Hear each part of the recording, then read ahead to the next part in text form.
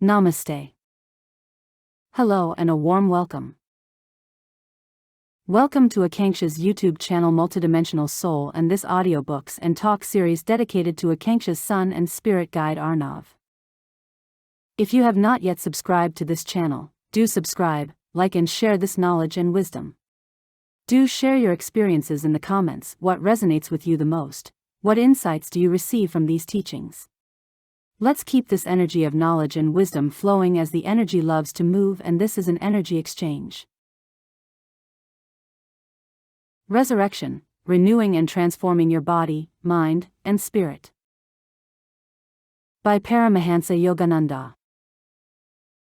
Thought is infinite. Each word represents an ideal conception of the infinite, because behind each word and thought is a manifestation of spirit.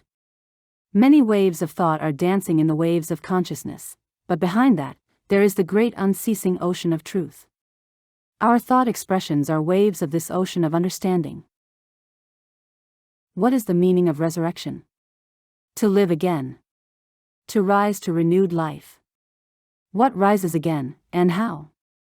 We must understand in what way resurrection means to live again. Everything is undergoing a process of change.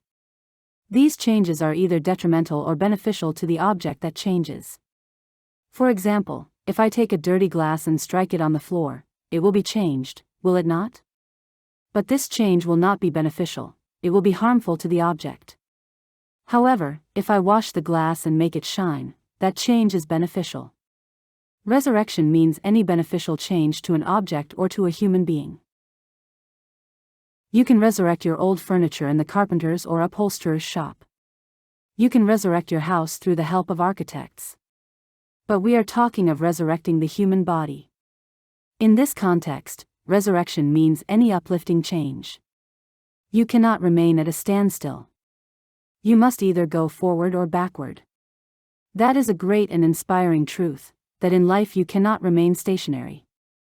Either you must accept changes that are harmful to you or those that are beneficial to you. Every human being is an expression of the vast, immeasurable spirit. Isn't it marvelous, when we see how human beings, without any motors, without any wires, without any visible source of power, run smoothly? The human machine wakes up in the morning, eats breakfast, goes to work, goes to lunch, goes back to the office, has dinner, goes to the movies, or perhaps enjoys some hobby at home, then it goes to sleep, to wake up and do the same things all over again, day in and day out. As mortal beings, we are controlled by something that operates like radio, the intelligent, active and vital energy let loose by God in the creative laws of nature. Ships can be moved by radio. Similarly, we are controlled by the broadcasts of natural laws of the infinite omnipresent spirit. But the point is, we are not automatons. Our soul is a reflection of spirit. Just as the sunlight falling on a body of moving water becomes broken up into myriad scintillations, so spirit, shining on vibratory creation, has become reflected therein as individualized spirit, or the soul, in each human body and mind. Now, although this soul is a reflection of spirit, it has become identified with the body, and has put on all the limitations of the body and of the mind. Yet it is trying very hard through processes of evolution to resurrect itself from the distortions caused by thraldom to the body and mind.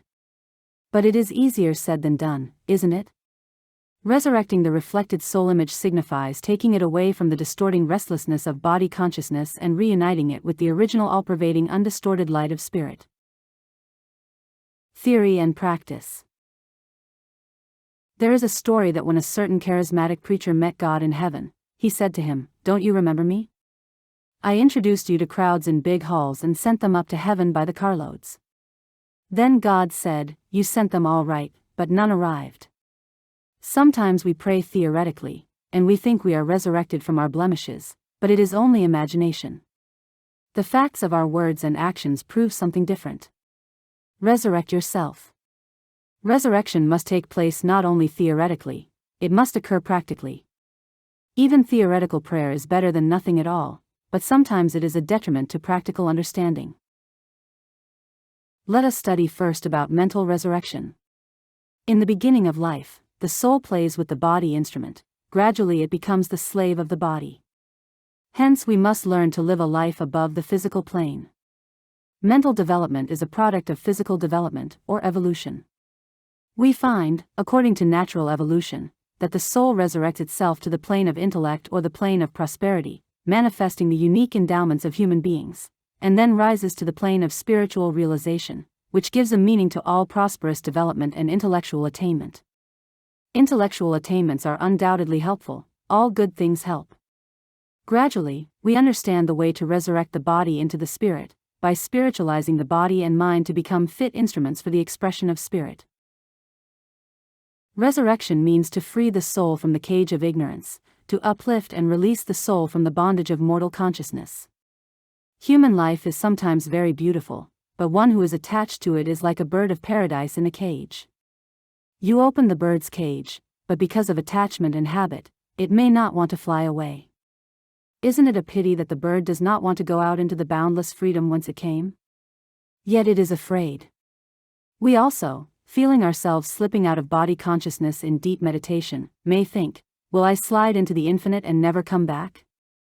We are afraid to try the skies of limitless consciousness. We have lived too long identified with the body, and now we shrink from entering our infinite omnipresence, frightened to resurrect the omnipotence and omniscience of our soul. To resurrect our innate wisdom from the bondage of the body is spiritual resurrection. Bodily freedom is not real freedom. I will talk of body resurrection now, of promoting those uplifting changes in the body that are beneficial to you. What I have to say first is about living dead people walking on the streets. Many people think that they are free because they can think and speak, move their hands and feet, and walk freely on the city streets. But they are not free. They are in bondage, chained by nature and their subconscious habits, like men walking in their sleep. There are many forms of physical bondage. If you have not been able to resurrect yourself from the bondage of sickness, for example, then you are still imprisoned behind the bars of matter. To resurrect yourself from disease by right living is extremely necessary. After many years of deep study, I found, in a nutshell, how to express health, by contacting cosmic energy. We must also understand about food values. Meat is detrimental to your system, but so is an improperly cooked vegetable dinner of killed vitamins. Resurrect your mind from the bad habits of wrong eating. Vitamins are absolutely necessary to the system for the harmonious development of physical strength. Vitamins are the brains of the food. Vitamins are rearranged in the system to give vitality to the body. They are sparks that set the gunpowder of chemicals in motion. Unsulfured figs and raisins are nature's candies. The ordinary figs and raisins are mummies. They are so treated that they do not decay, but they have no life. You can write these figs and raisins into your will and leave them to future generations as heirlooms. Sun-dried figs live only 3 months. In the mummy kind, the sulfur fumes pass through them kill all the vitamins. Isn't it too bad to preserve things by killing the good part? It is good to boil eggs hard because they may contain germs from sick hens. If you remember the basic rules, an abundance of fresh fruits and vegetables, not denatured by improper cooking or storage, and nuts, whole grains, and some dairy products, you will not be making any transgression on nature. Only after years of experiment I have found the effectiveness of all this. I shall broadcast this information. Nature will not listen to excuses of your years of transgression against her health rules. If you eat sensibly, then if you are in the habit of breaking some laws occasionally, it will not so much hurt you. I have never felt better in my life. Though sometimes I was sickly in my youth, I have very strong muscles now. Of course, yoga, self-realization fellowship techniques, and not only food, helps that. Right food must be taken. I recently met a man called Uncle Billy Rise, 79 years old. He has grown a full shock of hair on a perfectly bald head. He said that he had been for years carrying a bay window in front and was given up to die at 25 years of age. He resurrected himself. He began by thinking, if there is a God, he has no business in making me sick. Then he began to think it must be his own fault. You see, He was resurrecting himself from the disease that he had been constantly attracting to himself through his own fault. He found that 16 elements are necessary to the body. So, he altered his diet accordingly and got back his health completely. He kicks way up high in the air, and he successfully pitted his strength against mine. We are great friends. Much valuable health information I owe to him. Since you have to eat, why not eat rightly? You can have a whole meal often yet be on a starvation diet. Whole meals of white bread and sugar and pies might satisfy one's hunger but would kill in a few months. So resurrect yourself from the bad habit of eating wrongly. A rattlesnake gives you warning before it strikes, but rich gravy and white flour won't tell you. They look and taste so very nice. Everything white, refined flour, sugar, and grains, is not always good. Sometimes brown things, whole, unpolished grains, and natural sugar in fruits and honey, are very nice. We used to have unprocessed cereals until the mills came and we began to refine things, and now, by a roundabout way, the best is taken out of the grains. Colonic poisoning comes with white bread. You cannot afford to have constipation. The stomach exercise of yoga is marvelously efficient in promoting proper digestion and elimination. The wisdom of fasting. Another thing, every week you should fast 1 day on orange juice to rest the internal organs. You won't die, you will live. Once a month fast 2 or 3 days consecutively, living only on orange juice. There is so much bondage to matter, of fear to miss a meal. It is so evident we are not living by the Spirit of God, as Jesus Christ spoke about living by the Word of God. Man shall not live by bread alone, but by every word that proceedeth out of the mouth of God. Resurrect yourself from this bad mental habit of overeating and palate slavery. When you fast on orange juice, it scrubs every cell.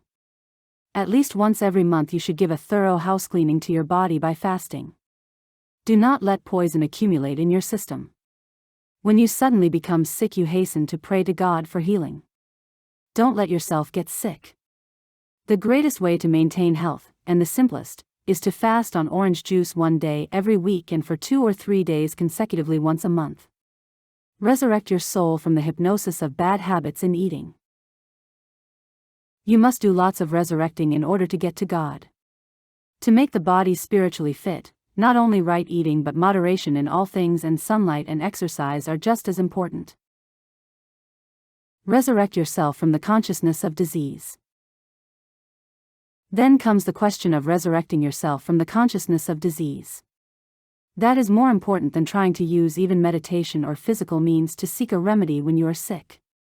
According to experiments by German scientists, many people are better off because they do not constantly analyze their physical condition or suffer from mental discouragement because of their maladies.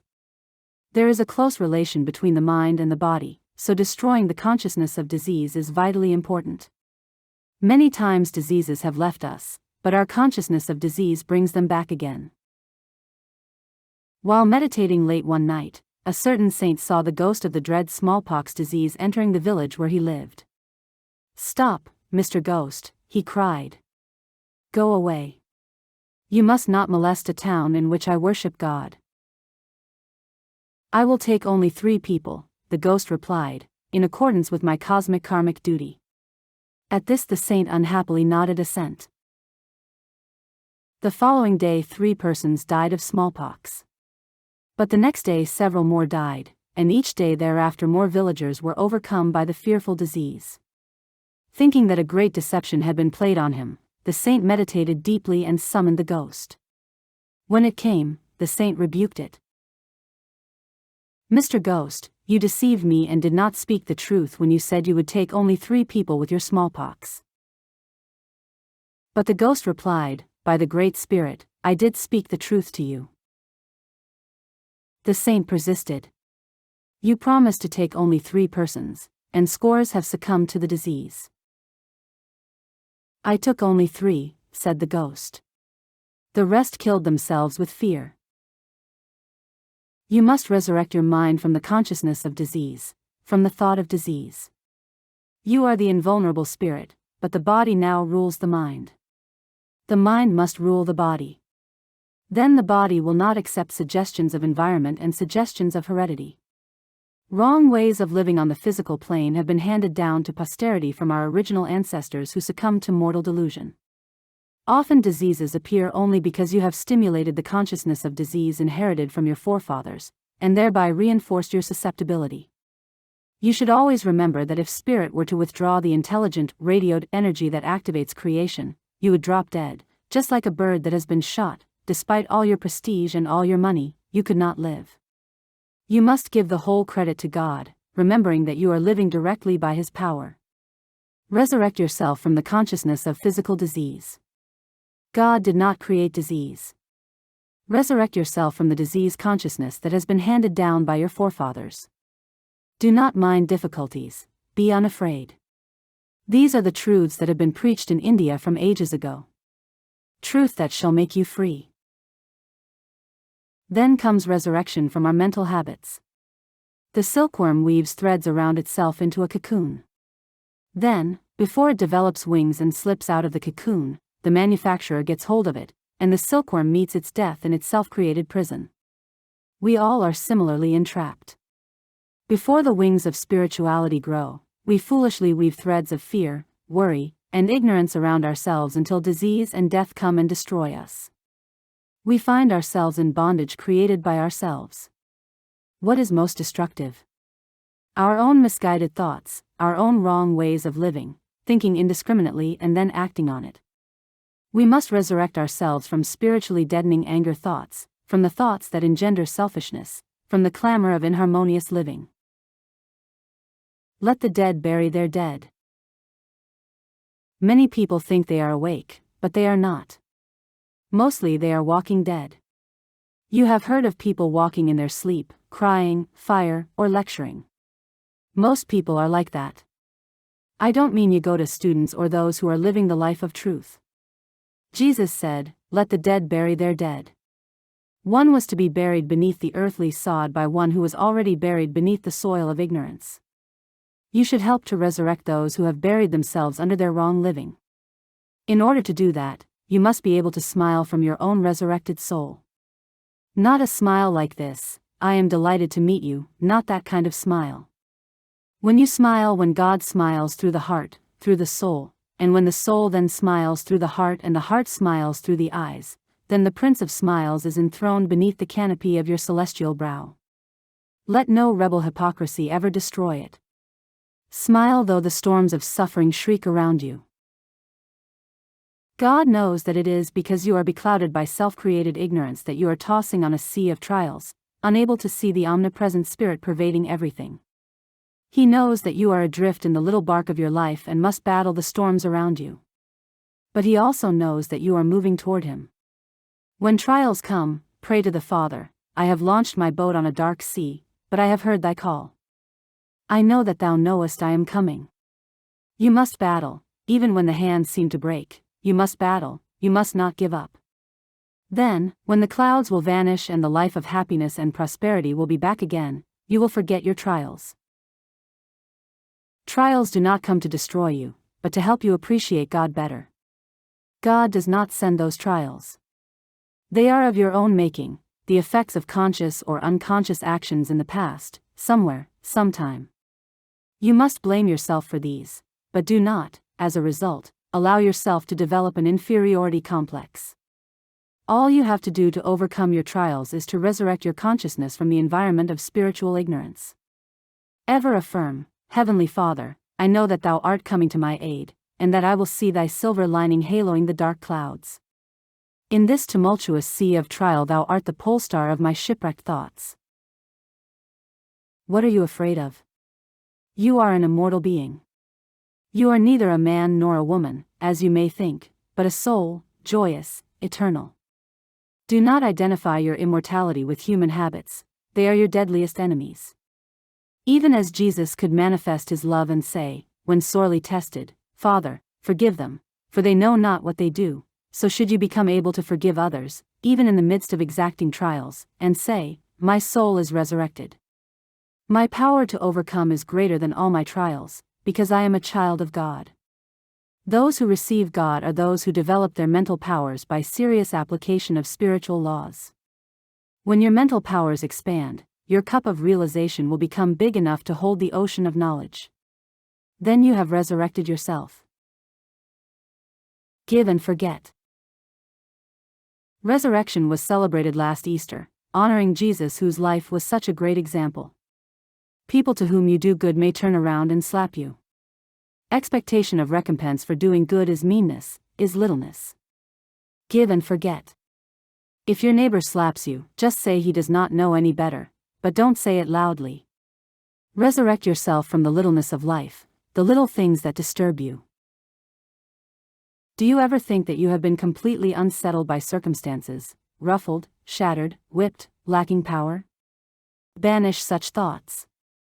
You have power, you do not use it. You have all the power you need. There is nothing greater than the power of the mind. Resurrect your mind from the little habits that keep you worldly all the time. Smile that perpetual smile, that smile of God. Smile that strong smile of balanced recklessness, that $1,000,000 smile that no one can take from you. Several years ago, when I was on the train going to Los Angeles, I met a man whose manner and general appearance immediately attracted my attention. He was a well-dressed, prosperous-looking businessman, with every indication that he was blessed with all the good things of life and had every reason to be happy. But regardless of all these favorable outer impressions, I felt very sorry for him because he emanated deep gloom. I said to myself, what is the matter with this man? He seems to have buried himself beneath this artificial habit of gloom. I must resurrect him. Looking straight at him, I said, "Are you happy?" He tried to discourage me with a fierce look, but I returned his gaze squarely. I reasoned that by his glare he had already annihilated me in his mind, so he could not kill me again. Finally, he spoke. "Is that your business?" "Yes," I replied. "I resurrect the walking dead." Shortly, he said, "Yes, I am happy." "No," I insisted. "I can tell what is in the mind." "Why shouldn't I be happy?" he retorted. "I put $50,000 to $60,000 a month in the bank." Poor soul. I thought, realizing that he believed that his happiness lay in depositing those large sums in the bank. But I said, "Tomorrow you may not be here to carry a cent. Have you opened your bank account with God?" Later he invited me to lunch, but he was still inwardly antagonistic to me. Then we talked again, and he became more reasonable. "Do not rely on riches," I advised. "You may die and not even have a chance to make a will. These material riches are not yours. Open your bank account with God." He had become interested, so he suggested, "Meet me in Boston." I countered with the proposal, "Meet me in Los Angeles." But he did not have time. Later, when in Boston, I was in the hotel where he had told me he stopped. When I inquired about him, the hotel manager said, "Don't you know what happened to him? He was coming from a hockey match and was struck down by a truck. He never regained consciousness." I felt very bad. He had awakened a little, but not enough. The lap of immortality. If you have attunement with the infinite, you will know that whether or not nature shatters your body, you are still on the lap of immortality, still on the lap of that infinite assurance. Resurrect yourself from the consciousness of human habits and the human thoughts thereof. Live every second in the consciousness of your relationship with the infinite. That alone is everlasting. It is the one thing that will live forever.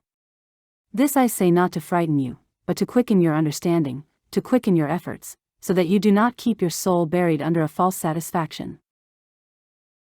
Open your bank account with God, it will never be lost. You can use it through all your travels, now and in eternity, whether in an airplane or an astral plane.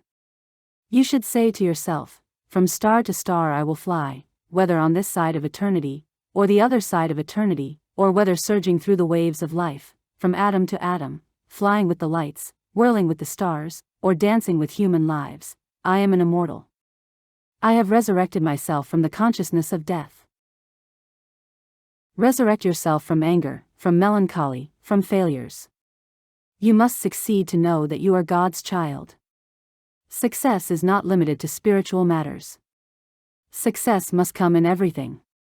Resurrect yourself from the consciousness of disease, from mental habits and weakness.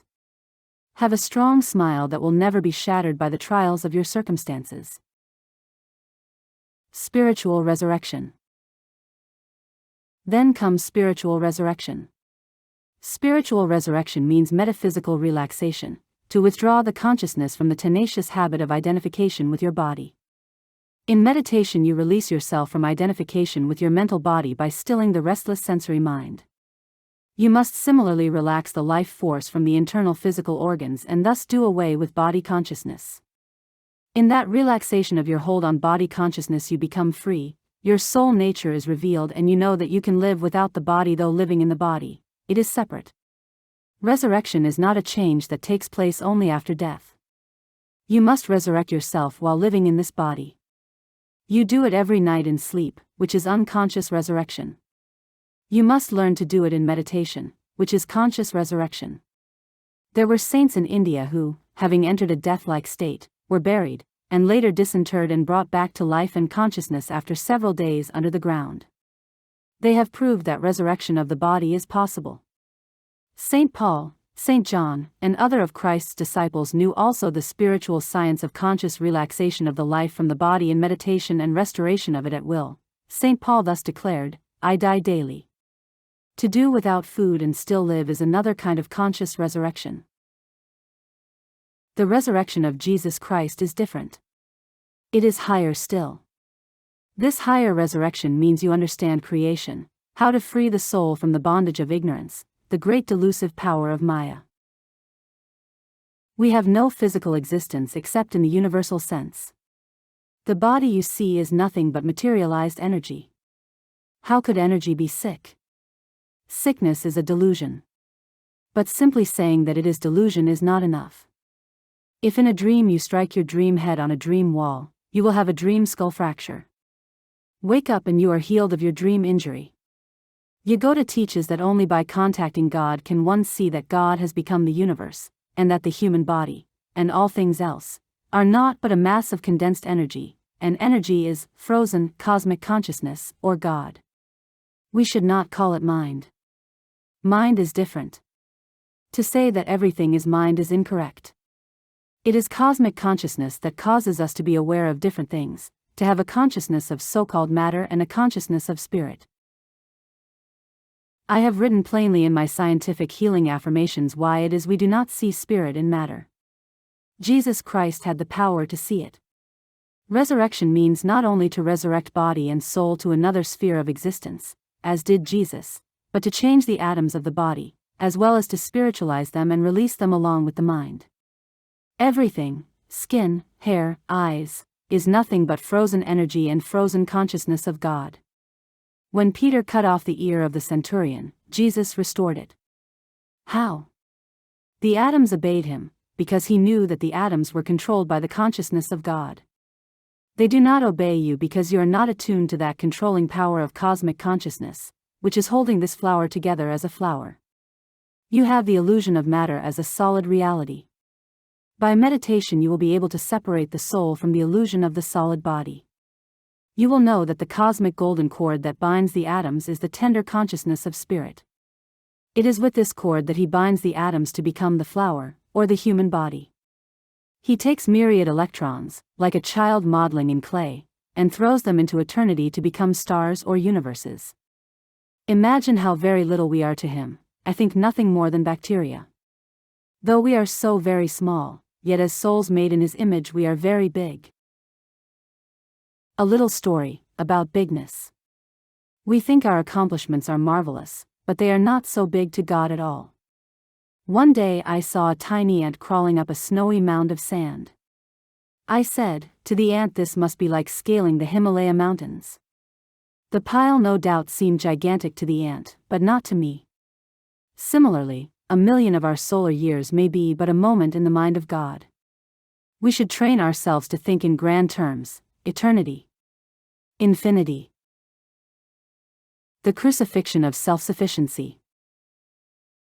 Last of all, Resurrect your mind from formal faith, beliefs which may have given you a little satisfaction, but which you have outgrown, religions which you lived with under the conviction that you know, while you don't know.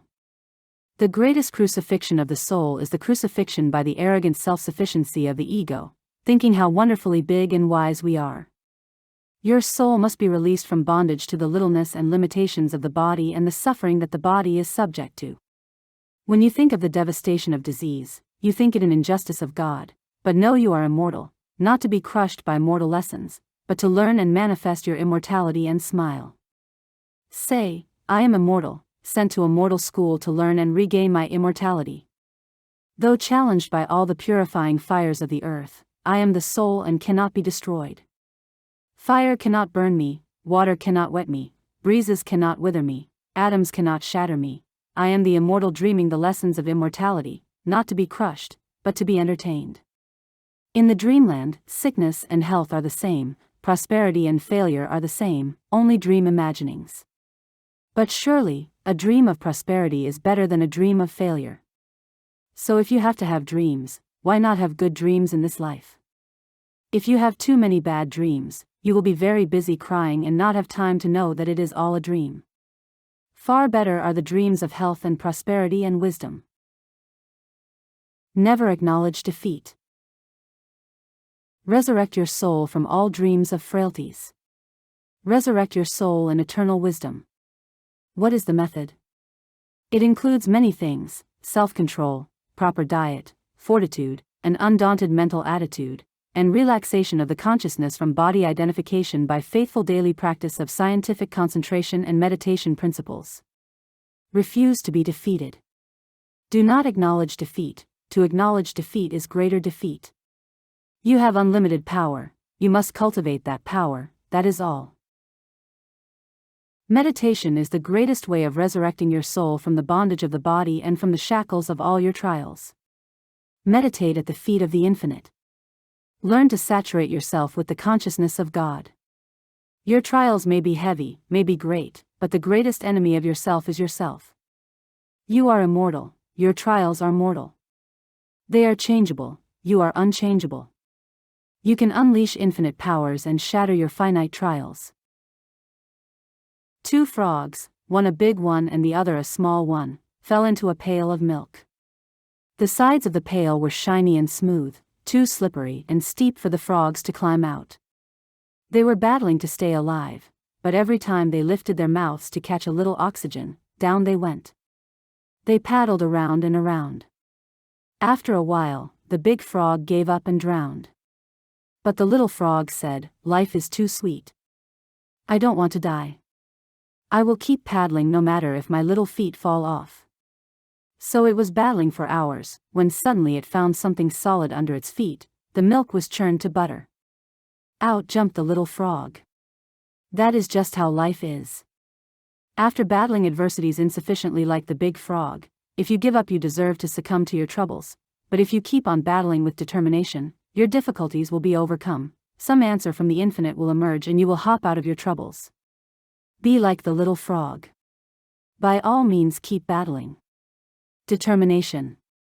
Resurrect yourself from weakness, disease, ignorance, consciousness of disease, and above all from the frailties of mortal habits that beset your life. End of lecture. The lecture, Resurrection, Renewing and Transforming Your Body, Mind, and Spirit, was delivered by Paramahansa before students of his Washington, D.C., Center, April 7, 1929.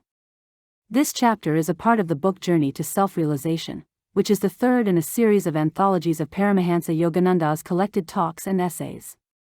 Included in these anthologies are lectures, informal classes, and inspirational writings, originally published by Self-Realization Fellowship in its magazine founded by Sri Yogananda in 1925, known since 1948 as Self-Realization. This is a series of audiobooks and insightful lectures brought to you by Akanksshaa, dedicated to exploring timeless wisdom and spiritual teachings. Each recording is generated with love, honoring my journey and my connection with higher guidance, especially in tribute to my son Arnav, who now guides me from beyond.